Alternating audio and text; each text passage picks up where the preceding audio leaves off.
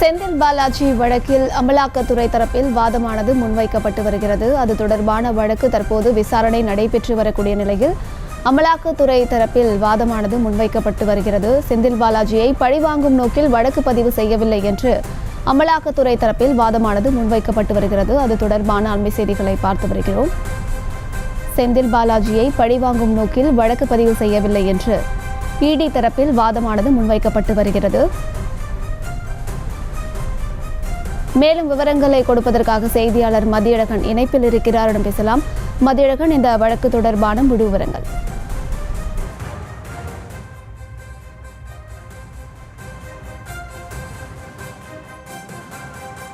தன்னை விடுவிக்க கோரி சென்னை மாவட்ட முதன்மை அமர்வு நீதிமன்றத்தில் மனு தாக்கல் செய்திருக்கிறார். அந்த மனுவிற்கு தற்பொழுது அமலாக்கத்துறை பதில் மனு தாக்கல் செய்திருக்கிறது.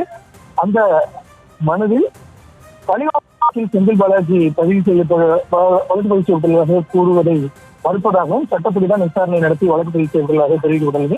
மோசடி குற்றத்தில் செந்தில் பாலாஜிக்கு பங்கு உள்ளதை பல நீதிமன்றங்கள் தெளிவுபடுத்தியுள்ளதாகவும் வழக்கின் முழுமையான சாட்சி விசாரணை பதிவு செய்தால் மட்டுமே அமலாக்கத்துறை தாக்கல் செய்த ஆவணங்களை விசாரணை நீதிமன்றம் மதிப்பீடு செய்யும் எனவும் தெரிவிக்கப்பட்டுள்ளது. சட்டவிரோத பணப்பரிமாற்ற குற்றத்தில் ஈடுபட்டதற்கு ஆதாரம் உள்ளது என நீதிமன்றங்கள் சுட்டிக்காட்டியுள்ளதால் வழக்கிலிருந்து விடுவிக்க கோரி செந்தில் பாலாஜி தாக்கல் செய்த மனு விசாரணைக்கு உகந்ததல்ல எனவும் வழக்கின் விசாரணையை துவங்க தயாராக உள்ளதால் செந்தில் பாலாஜியின் உள்ளதாகவும் செந்தில் பாலாஜியின் ஜாமீன் மனுவை தள்ளுபடி செய்துள்ள உயர்நீதிமன்றம் அமலாக்கத்துறை வழக்கை தினசரி அடிப்படையில் விசாரணை செய்து 3 மாதங்களில் முடிக்க வேண்டும் என உத்தரவிட்டுள்ளதால் இந்த வழக்கை செந்தில் பாலாஜியினுடைய இந்த வழக்கை தள்ளுபடி செய்ய வேண்டும் என்றும் கேட்டுக் கொள்ளப்பட்டுள்ளது.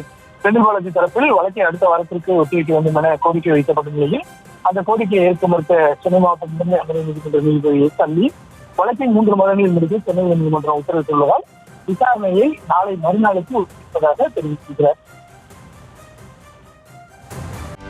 செய்திகளை உடனுக்குடனும் துல்லியமாகவும் தெரிந்து கொள்ள சப்ஸ்கிரைப் பண்ணுங்க.